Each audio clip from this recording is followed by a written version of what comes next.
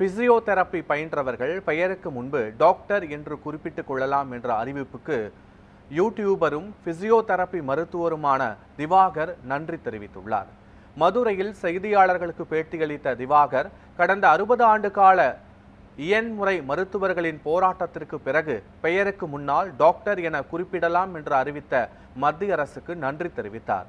இதேபோல் தமிழில் இயன்முறை மருத்துவம் என்ற பெயரை பெற்றுத்தந்த முன்னாள் முதலமைச்சர் கருணாநிதிக்கும் நன்றி கூறினார். தொடர்ந்து பேசிய அவர், தமிழ்நாட்டில் செயல்பட்டு வரும் ஆரம்ப சுகாதார நிலையங்கள் மற்றும் அரசு மருத்துவமனைகளில் இயன்முறை மருத்துவர்களை பகுதி நேர மருத்துவர்களாக பயன்படுத்தி வருகின்றனர் என்றும், இதனை மாற்றி முழு நேர பணியாளர்களாக பணியாற்ற வேண்டும் எனவும் கோரிக்கை விடுத்தார். பாரத பிரதமர் நரேந்திர மோடிஜிக்கு பிசியோதெரப்பி மருத்துவர்கள் சங்கம் சார்பாக எங்களோட நன்றியை தெரிவிச்சுக்கிறோம். 60 வருஷத்துக்கு அப்புறம் பிசியோதெரப்பி மருத்துவர்களுக்கு பெயருக்கு முன் டாக்டர் எனவும் பெயருக்கு முன் பிடி, அதாவது சுருக்கமாக சொன்னால் டாக்டர்னு போட்டுக்கலான்னு இந்தியா ஃபுல்லாக ஒரே சட்டமாக வச்சுருக்காங்க.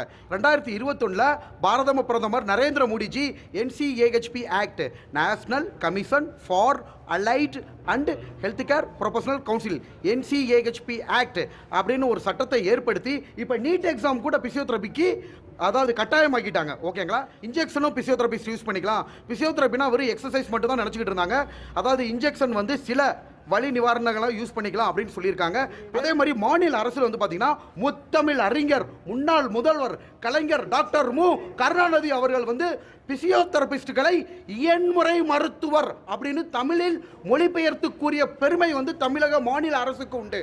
ஆக்சுவலாக அந்த மகாபாரத போரில் அர்ஜுனனுக்கு வந்து பார்த்தீங்கன்னா லார்ட் ஆஃப் கிருஷ்ணா தேரோட்டியாக இருந்தார். எங்களுக்கு நடந்த மகாபாரதத்தில் பாரத பிரதம அமைச்சர் நரேந்திர மோடிஜி தேரோட்டியாக செயல்பட்டு இறுதியில் வந்து பார்த்தீங்கன்னா தர்மமே வெல்லும், தர்மத்தின் வாழ்வுகளை சூதிக்கவும் இறுதியில் தர்மமே வெல்லும் அப்படின்ற மாதிரி நாங்கள் வெற்றி பெற்றுட்டோம். டாக்டர்னு வாங்கிட்டோம். 1 வருஷம் 2 வருஷம் போராட்டம் இல்லை, பல வகையான உண்ணாவிரத போராட்டங்கள், பல வகையான போராட்டங்களுக்கு மத்தியில் இந்த வெற்றியை அடைஞ்சிருக்கோம். மாநில அரசுக்கும் மத்திய அரசுக்கும் நன்றி.